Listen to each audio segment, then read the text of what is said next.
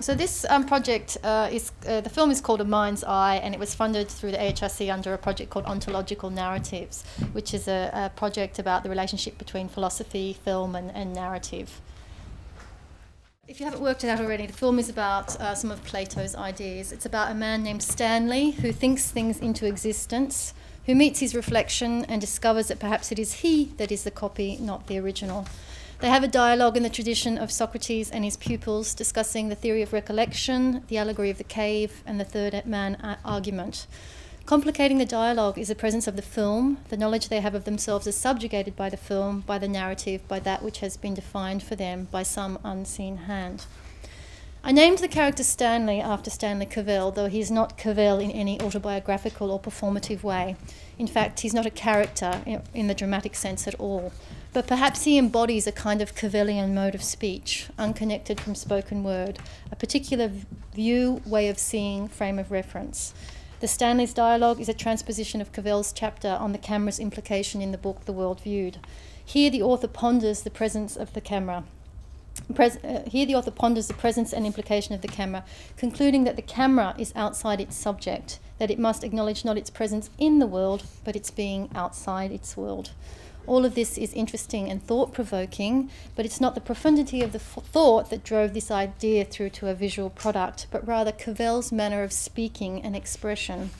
He addresses me as you and himself as I, but at all times it feels that Stanley is speaking with himself. He says, knowing your claim to an acknowledgement from me, I may be baffled by the demand you make for some special voicing of the acknowledgement.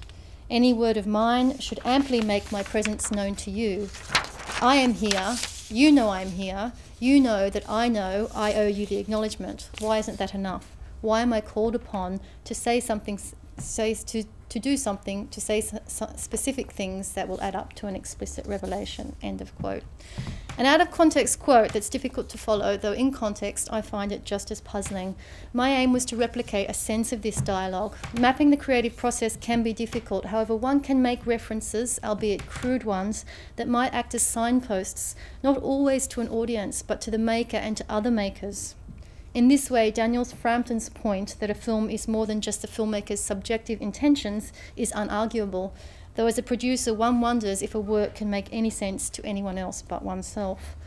This, of course, is not what the funders of practice-based research wish to hear, and there must be an ability to translate the research into something coherent and accessible to a wider audience.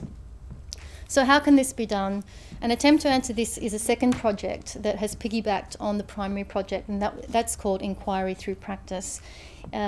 It's a teaching and learning funded project, and the aim is to investigate practice-led methodologies and develop materials in practice-led pedagogy.